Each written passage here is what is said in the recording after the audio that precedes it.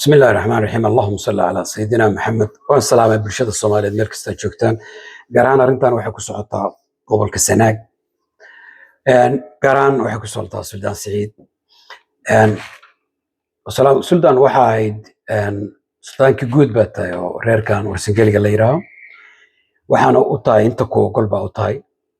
cid hadda kugu haysata oo aan isleeyahay waa ku haysataana ma jirto, cid kugu haysataana ma jirto.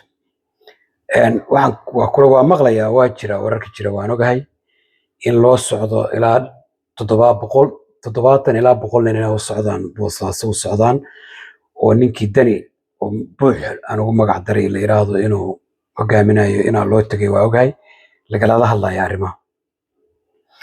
waxaan kugula talinayaa talada waxaa la yidhaha waxay ku jirtaa qof walba ku jirtaa. aniga adigu waa isnaqaa Suldaan Siciid, dad aad isu yaqaan oo wax badan oo joogay baan nahay.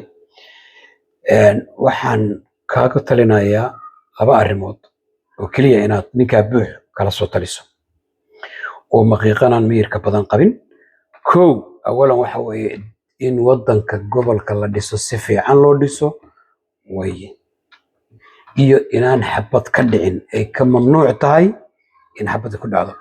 waxaana kaa codsanayaa gafanayaasha ku wareegsan oo magacaaga isticmaalaya ka dheerow.